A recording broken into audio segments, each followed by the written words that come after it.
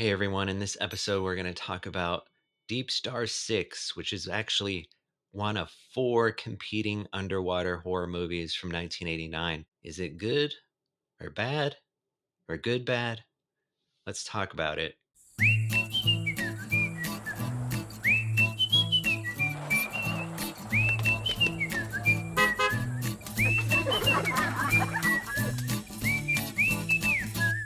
A crew of Navy engineers accidentally disturbs a deadly sea creature, which then proceeds to wreak havoc upon their underwater base in Deep Star 6. So, you said that you actually saw this movie in the theater, which surprises me because I felt like maybe you were the one person on earth who saw. I remember, yeah, I saw it in Westwood when it came out, and then whatever 6 months later, I saw The Abyss, maybe in the same theater. Obviously, The Abyss, directed by James Cameron, is far superior to Deep Star Six, but I wouldn't say Deep Star Six is a bad movie. I think it's a good bad movie. It's interesting. It's fun. It's it fun. Yeah, there's some parts that are fun. There's a good monster, basically a giant crab that gets released from an underwater cavern when the U.S. Navy what are they really trying to do? They're trying to put rocket launcher pads underwater. Well, I think they already exist. There's already a series of my under or my thought was they're nuclear missiles, Yes, long range, and they just sit on the bottom of the ocean that's for not a real launching. thing, though, right? That's not a real thing, is it? That can't be a real thing. They just came that for the movie, right? Well, I know that submarines have that capability, Right. So why would you do it? But whatever. That's their mission, and right? it's like a small group, 10 or 12. I think there's some civilian scientists, and then the Navy people, and that's what they're there to do. And they accidentally open up a cavern, and this giant sea monster comes out and starts wreaking havoc on the living habitat. It starts attacking them, and it's suspenseful. Um, the underwater shots are not great. The special effects, and then especially when 6 months later the Abyss comes out and looks fantastic because Yeah. like they really shot underwater. Well, I'm guessing the Abyss had a big budget at that time, right? That's a good point. The top tier budget, Yes. and then Leviathan probably had a mid tier, like standard Hollywood budget, Yep. and then this movie had low budget. So the underwater effects just, they can't really stand up to the Abyss. No. But they're not the worst No. special effects I've ever seen. There's a sequence earlier on in Deep Star Six where uh, this underwater this mini sub has been damaged by the monster, and it's sitting on the edge of a cliff, and there's a wide shot from outside and this other submarine comes up, and they're gonna like try to help, and you can see like dirt falling from the edge of the cliff down into the abyss. And this is just terrible nitpick by me that it's the dirt is falling way too fast. You can tell they didn't shoot it underwater, even the models, and it was just kind of sand that was falling.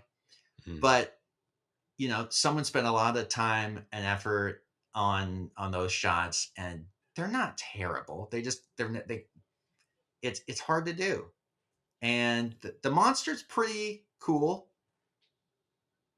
All right, so I disagree with you on that. Okay. I don't I don't like the monster. It's just It's just a giant crab. Well, some thing. kind of giant. I don't think. Is it really a crustacean? I don't. It's. Parts of it kind of look like it, but yeah, it's I don't know what it is. I think maybe it might look somewhat similar to an existing sea dweller bottom feeder, and they just blew it up to gigantic Yeah. proportions. Although to be fair, it's not enormous. We're not talking about Godzilla.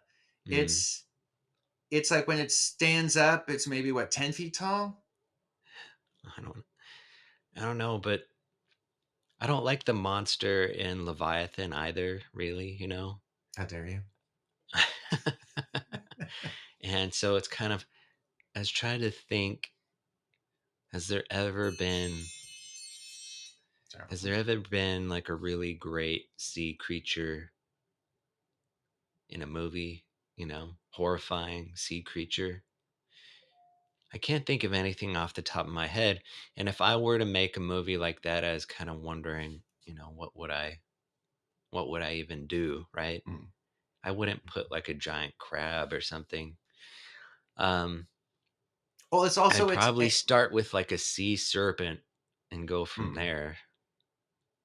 It's also the way you shoot and you use your monster. Like this monster was cheaper, and it was probably a guy or several guys in a suit, um, moving it around. Mm, But if you just have a uh, more money and more control and better lights and better lighting, um, I think you could turn any monster into a terrifying being because you don't get to see it that much, and when mm. you do, it's shocking. Um, but all right, let's talk about the acting. There, You want to? well, yeah, there are merits to this movie, Mhm. and I think that the cast is decent, and the acting is pretty good. At least I thought so. Yep. It's not everyone pretty, they play it straight, and for the dramatic moments they also are very serious, and I think the acting is competent, borderline good. Yeah. And I'd I say mean, I'd say like Miguel Ferreira is probably does the best acting. yeah, I mean, well, let's hold off on him for a second Okay. because I feel like he's his own Yeah. topic. But like of course, no one really would know of Greg Evigan today because he's like of that era. Hmm. Um, but I think he's fine as the hero, and Matt McCoy is the best friend. And I I remember Nia Peoples, the Asian, Yep. I remember having a crush on uh, Nia Peoples. who is also a musician, right? Hmm. Um, and so, yeah, they do a good job. So the cinema, real quick, the cinematography compared to like say The Abyss, because I just rewatched The Abyss, and the way James Cameron shot that movie, it feels modern Hmm. to this day. Okay. But the cinematography in this movie just comes off kind of being like blah. Like it's not terrible, but it just feels like of that era and like a TV movie kind Well, of. everything is high key lighting, so you can move the camera around and do more shots quicker. Hmm. Obviously, too, the sets are, you can see they didn't have as the money there. Um, okay, Miguel Ferrer, because I feel like he's the highlight of this movie more than anything. And anyone who's familiar with him and loves, his usual persona, he's kind of like, I was thinking about if I had to make a Mount Rushmore of cinematic a-holes, Ah. he would be on there Uh huh. definitely. Okay. Also, I would put on there William Atherton, the guy from Ghostbusters and Die Oh, Hard, yeah, he's right? great. That's true. Guys who are they're always, I guess, male or female, people who are always a-holes Mhm. and they do it really well. Yep, Those two guys would be on my Mount Rushmore. yep, Uh, so he's Miguel Ferrer. I guess I don't know, especially during the 80s, he just kind of playing this type of character as his bread and butter, and he does it really well, yep. including in this movie.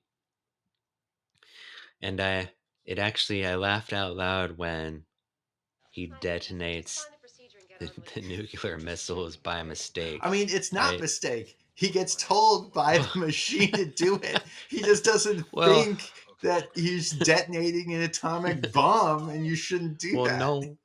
no one in their right mind would do such a thing, right? Except, But he's just like he's such an a-hole and he does it begrudgingly, right? That he's been ordered to do this.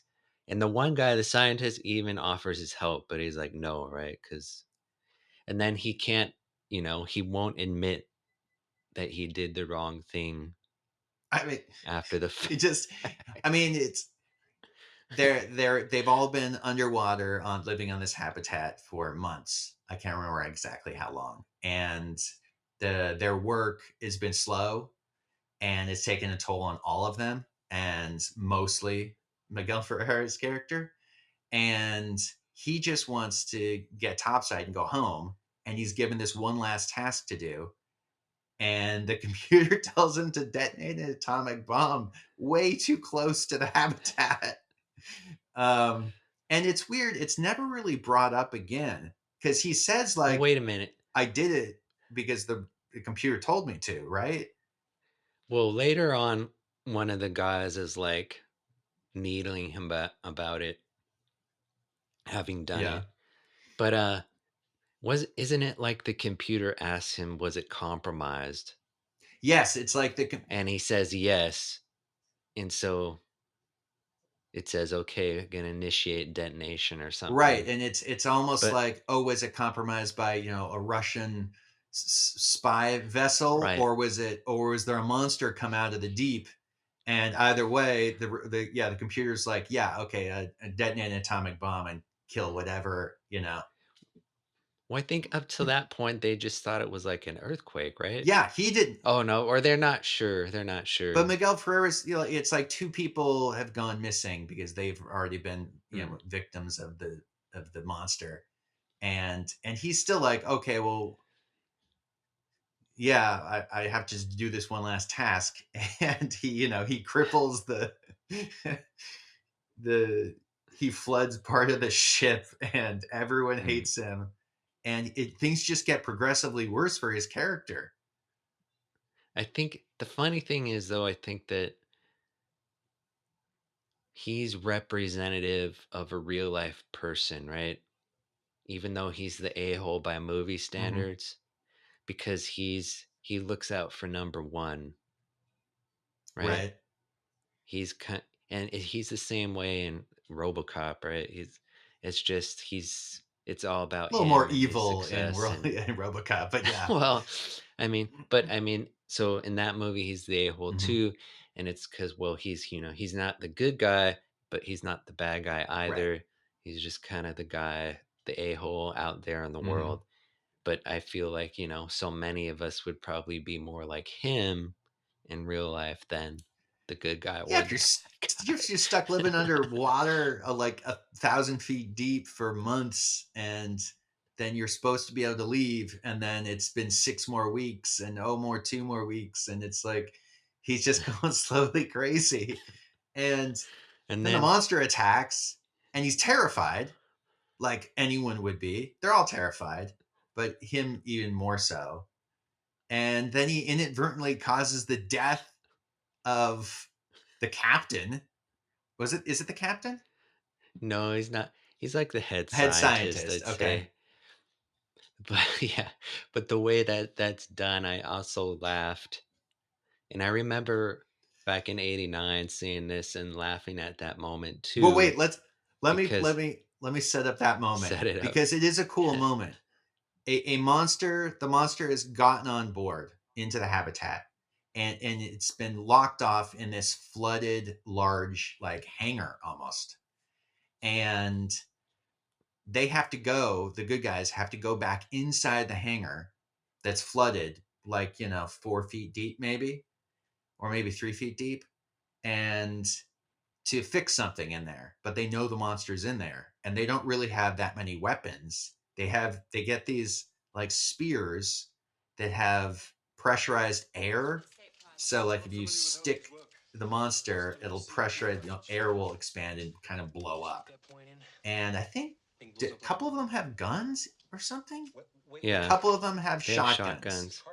And they go in all together, and it's a good suspenseful moment. Like the main character, our star, well, what's his name? The real guy's name? Yeah, the The hero, hero, Greg Greg Evigan. Evigan. He has to dive under the water to fix this thing, while everyone else has their spears and shotguns waiting for it to attack. And Miguel Ferrer has got a spear, and the lead scientist kind of like the monster pops up, and I think this is the sequence where Nia Peoples gets killed. But Miguel Ferrer's spear goes into the back of the lead scientist and blows him up, or blows his back up and kills him pretty instantly. And Miguel Ferrer, he didn't intentionally. I know you laughed, weirdo. Sorry. You could delete that. But Miguel Ferrer accidentally just killed his boss, and you see the terror on his face, and he just books it. He just runs, and yeah, it's the shot of it. It almost looks like Miguel Ferrer's character did on purpose, but he definitely did not. Okay, now you can We'll say what see. you want. Yeah, the reason why that moment's funny is not because I think I'm a psychopath, but because one, the way that it occurs. Because let's say that Miguel Ferrer had a gun and he accidentally shoots his Mm-hmm. colleague, and it's like friendly fire, right? I could understand that, and I don't think it would be. I don't think I would laugh, but uh, the way that it happens now, he's holding the spear, and it's almost like the Three Stooges, where maybe one of them's holding a broom, and he turns Right. and he whacks his buddy in the Mm-hmm. head, right? It's that same sort of thing. Well, so he's holding the spear, and then he turns and whoop, he sticks his colleague in the back and Yeah. kills him. And that's why I think it's funny, but also because I was just saying how this guy's representative of like a normal average person. Well, if an average person has a bad day at the office, maybe it's you lose your temper with someone, a colleague, or you make a clerical error or whatever. So here he actually murders He murders his someone. boss. so that's That's a definitely a bad bad day. Yeah, day. I mean, you already had multiple coworkers get killed by a sea creature, and then But then also it's funny because he is such an yeah, a-hole, and he shirks responsibility, right? And he's difficult. He's not a team player at all, right? So the fact that he's in this he'd be more of a situation team is player if people just wouldn't be late all the time. It's like his opening scene is these two guys are late, and he's like, "You jerks are late," and I'm like, "Yeah, Miguel Ferrer, tell them they're late." And it's like, "Well, it's not their fault. They're late. I don't care." I'm stuck underwater. well, I'll let people see this and decide for I'm themselves. team Miguel Ferrer's character on this one. So what you're saying is when you think back and when you originally saw this movie for the first time, when that moment happened, were you like this? You're like, oh my gosh, I can't believe Yes. it. And you felt his No, because terror. I was a teenager, and I was scared for all of them going in there. And I what I did not understand is why Nia Peoples wasn't the hero's love interest. because she's a Hmm. better actress. Sorry. I think it's Nancy Everheard plays the love interest, who's the only other survivor. And it just makes more sense to me to be Nia Peoples. She's a better actress, and I had a crush on her, obviously. But so then they fix the thing in the flooded warehouse area, and they all escape. Well, no, they don't all escape. Nia Peoples doesn't escape, I think, and the lead doctor's back is exploded. And they reclose the thing, and okay, now they're just trying to escape, and they've been underwater for months, and so they have to decompress before they can use the escape pods. But Miguel Ferrer's character gets so terrified, he just gets into one of the escape pods without decompressing, and he leaves his friends behind, and he takes it, and he's just out of his mind, terror. Um, it's an interesting choice as like a screenwriter to put this character in, because he doesn't he makes a mistake where he detonates an atomic bomb, which is insane. But it's almost like he didn't even do it. It was the computer told him to, and so he just didn't think about it. And then he's so terrified, and so many of his colleagues and friends are dead, that he just kills himself unintentionally. Well, I think that part of what's going on and just having the abyss is why just having Mm. seen the abyss again is why I think this is that in the abyss Michael Bean's character he to some degree he seems to suffer from underwater Oh, right. I madness forgot about that. or Is that so a real and thing? then that made me think of Armageddon in the way Steve Buscemi Space gets madness. space That's right. madness. And so I think that Miguel Ferrer here is also suffering to a certain degree of underwater Is that a madness, thing? Is that a which is real why he thing? does things. That can't be a I real don't think so. underwater I madness. don't I mean, I think know so. you can get, I know deep sea I divers, because I do a little bit of scuba diving, that when you go really deep, you have to have a different mixtures. And mm, then if those mixtures and you're down there get messed up, you can get like drunk, basically. But they've been all been mm. living under there for months, and they're all fine. It's possible. I don't know. It feels like a Yeah, Hollywood thing to and you just me, kind of accept it. But I think in this and movie, I it's feel just he's out of his mind with stress and terror. If I was going to include a character like Miguel Ferrer's character in it, I would make him a bad guy. Like he intentionally he okay, they're down there too long. He's stressed. Maybe he's the company man. He's the liaison between the surface and them, and he's the taskmaster. And then things go wrong because there's a monster, and people start going missing, and then people start dying, and he starts what he instead of just losing his mind, or maybe he kind of does, but he makes a choice. He locks everyone out of uh, an area where he can decompress by himself and get out of there and leave them all to die, because he doesn't care about anyone else. And that's what I would do. well But that in this movie, Miguel Ferrera's character isn't really that. He's just a stressed out, sad sack, kind of lonely guy who loses his head in a terrible situation. well it's funny because I think that when these movies came out, it was kind of like before people saw them, it was like, well, Hollywood's rushing to make Alien underwater, right? Yeah, or So thriller from that horror point of underwater view, movies. Yeah. the whole company man thing that would definitely scream of say Alien, the Alien franchise. Hmm. I guess you could also have made him like a Russian agent who sabotages. the Oh, that's the interesting. silos, Oh, or that's a great idea. not Have one of them silos. be a yeah. But I kind of feel like the fact that he is just this incompetent a-hole is fine. It doesn't, you know, you could. How dare you? He's not incompetent. Well, if The you make, machine told him to press the button. because if you make him into the Paul Reiser character from Aliens, Okay. uh, well, then people are just gonna be like, "Well, you just ripped off Aliens," you know. Um,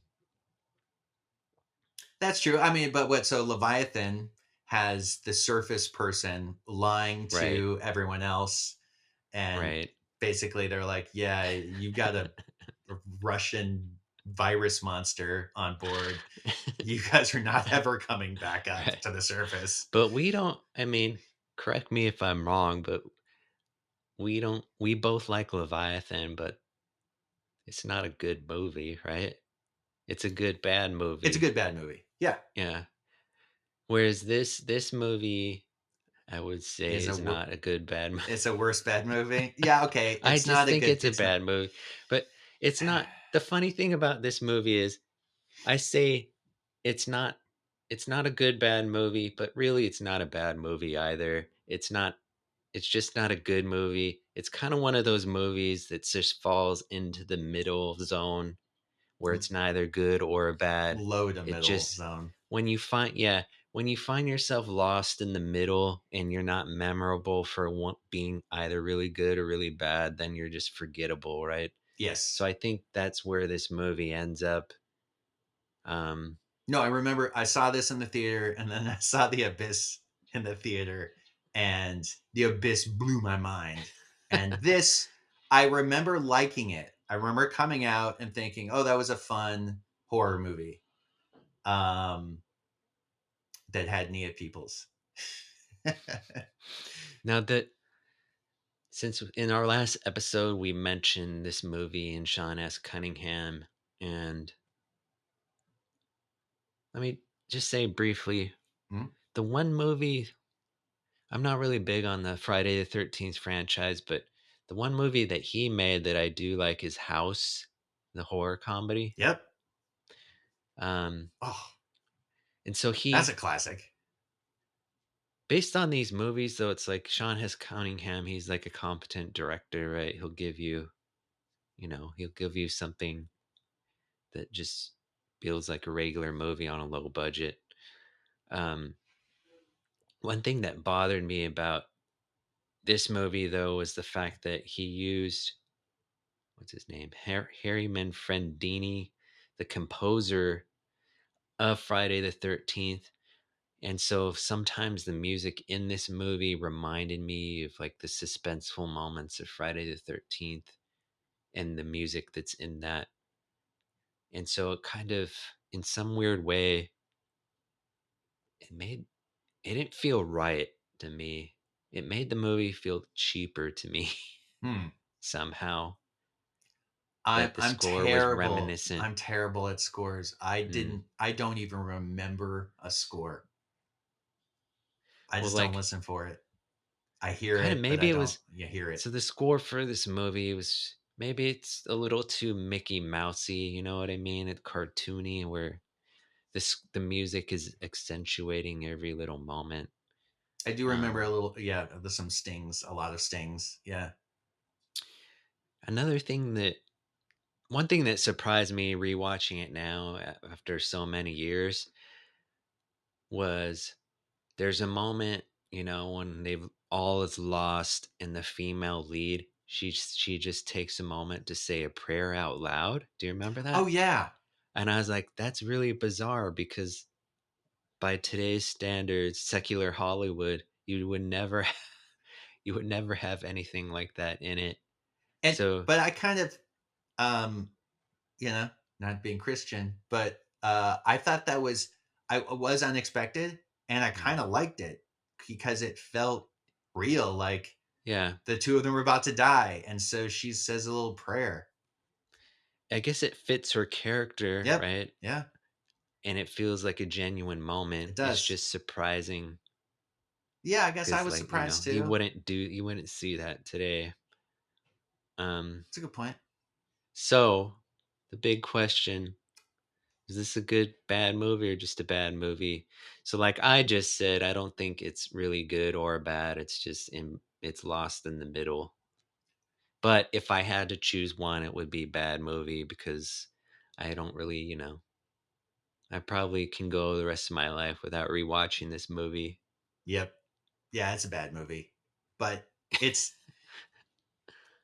it's not a good bad movie. It's a yeah. It's just a it's not it's there's I don't know. Miguel Ferrer is great. Nia Peoples. Then there is some suspense, but yeah, if you're on the fence about this one, yeah, just maybe if you, and you haven't seen The Abyss, definitely see The Abyss instead. Um, And maybe Leviathan. Maybe Leviathan, but I don't know. It's been over 10 years or more since I've seen Leviathan. I think we would probably like it, but because we've seen Leviathan a bunch of Yeah, times, right? Stan So Winston did the monster in that one, yeah. and So I've seen Leviathan Deep is Star 6 twice, yeah, maybe. Leviathan is kind of like if you take Deep Star Six and The Thing and you shove them together, Yeah. which just sounds cooler, and a much better So, monster. yeah. All right. So that was Deep Star Deep Star 6, Six, one of 1989. 4 underwater horror movies from 1989, and one of Yeah, our least favorite. yeah.